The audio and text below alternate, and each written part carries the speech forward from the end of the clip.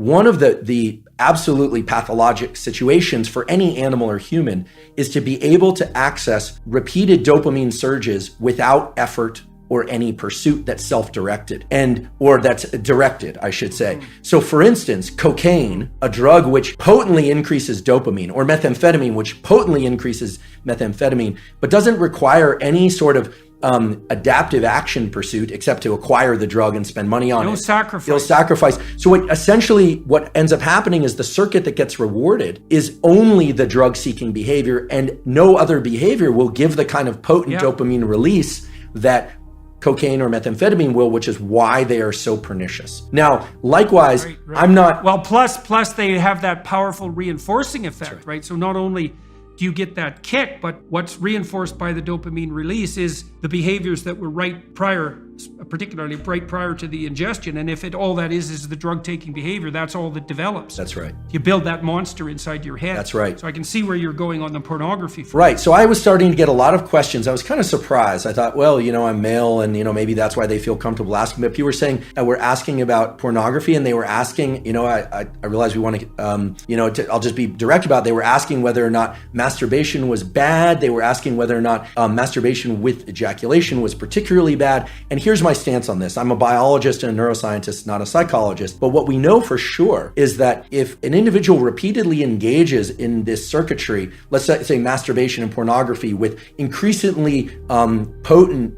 forms of stimulation that are on a screen, a couple of things happen. First of all, what's being reinforced? What's being reinforced is a high dopaminergic response to watching other people engage in sexual behavior, which is very different than being in a first-person sexual experience. Okay, so right there, that what's being reinforced is not actually any kind of improvement in communication skills. It's voyeurism.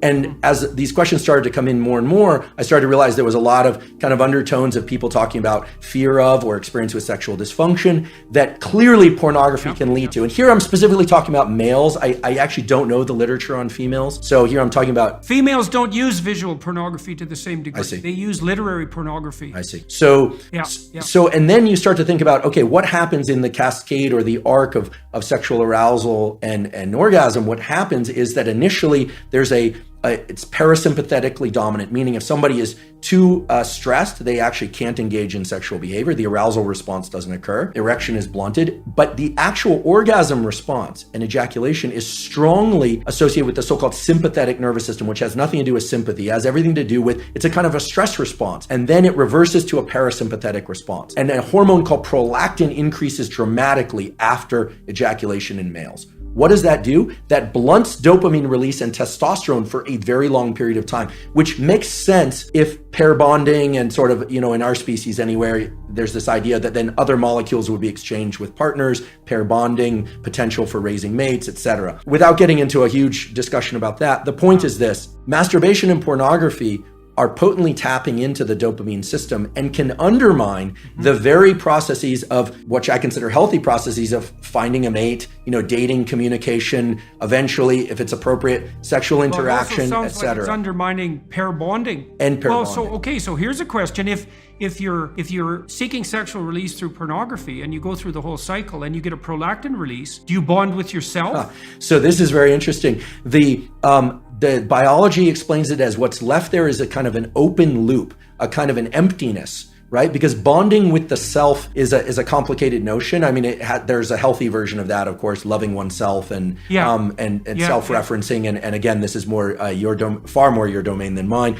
in terms of what a healthy self-relation is. But in the absence of a real partner there, absence of real sexual partner, there's an open loop of neurochemicals, including oxytocin and prolactin. The dopamine goes up during pursuit, anticipation, then peaks and then crashes below baseline after orgasm and ejaculation. So this kind of low that people fear is putting them into an amotivated state. We can think of this, if I were to kind of expand on it, would be, it's this kind of neurochemical, psychological equivalent of making your home environment filthy for a while, not actually putting you into this positive amplification of dopamine. So it depletes the dopamine system. And it's likewise in drugs of abuse and addiction, it eventually depletes the dopamine system. Initially, there's a huge dopamine surge with drugs of abuse like methamphetamine and cocaine. But over time, people are using more and more to achieve what is not such a great high. You even see this a little bit with kind of consumption of energy drinks. Like people are taking more and more chemicals within their energy drinks, and they're thinking about loud, fast music, energy drinks. It's kind of stacking of dopaminergic tools. Now that's not as pathologic. In fact, there are some energy drinks I'll occasionally drink and I enjoy them.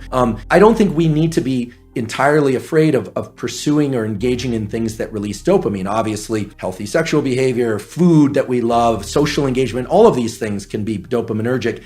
It's the big peaks in dopamine that are not associated with any prior effort or organization of self that are particularly dangerous for the human being. Yeah, well, you could see that's a cardinal danger of affluence then. That's right. This is why the children of right.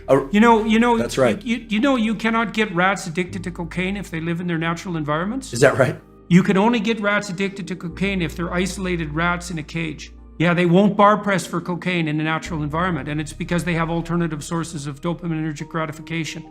Very interesting. So it's very interesting. Yeah, the children of very wealthy people who are overindulged, I've seen that many times, many times, and it is a very sad sight. Well, they're not optimally deprived, eh? And that issue of optimal deprivation, that's a killer issue for an affluent society.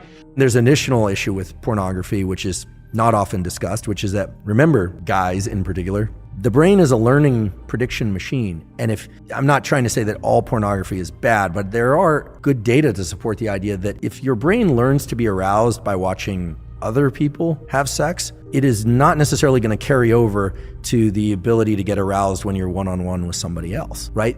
Especially young kids who are consuming a lot of pornography, the brain is learning sexual arousal to other people having sex. So you're going to program yourself into being a voyeur, or just create challenges in sexual interactions with peers, with a real partner. Right? Mary Harrington has the 3 laws of pornodynamics, and the second law of pornodynamics is the law of FAP entropy.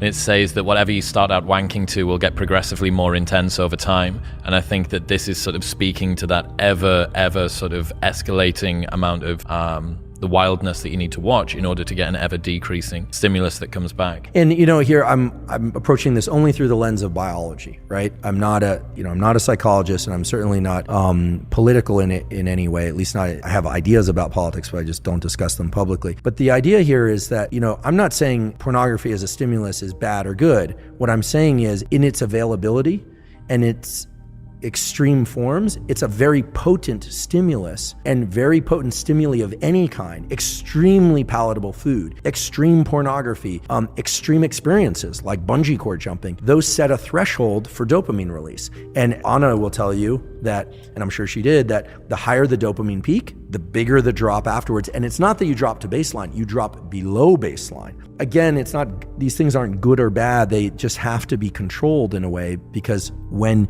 people are pursuing dopamine peaks over and over and over and they aren't getting them, typically it's because they've been pursuing that activity far too often. And you're saying perhaps take a break from that, and there may be an ability for your system to reset. Right. Yeah, I mean, in theory, all the things that we're talking about with pornography could be superimposed onto food, or could be superimposed onto real sex, right? That one also has to be cautious there, right? But the cycling back and forth between dopamine and low dopamine states, dopamine fasting as it were, but maybe just low dopamine states, these are natural rhythms that exist in the nervous system. We have to remember what the dopaminergic system is there for. I'll say it again, I wasn't consulted at the design phase, but we know as a generic form of motivation and pursuit. You can imagine the human or the animal that's hungry or thirsty. It needs energy to go pursue the thing. So the idea that you have to eat in order to get energy, that's true, but you need energy in order to get the thing to eat. So our nervous system has energy also. That's dopamine and epinephrine. Yes, we use glucose and glycogen, etc., when we're pursuing things, but the idea here is you're pursuing something, and then either by smell or by sight,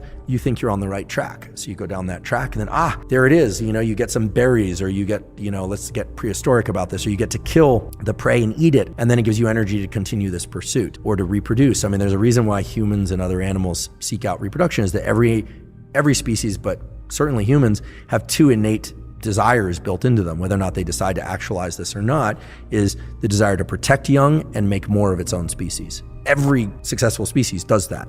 Even if people don't have children, in general, people care about children.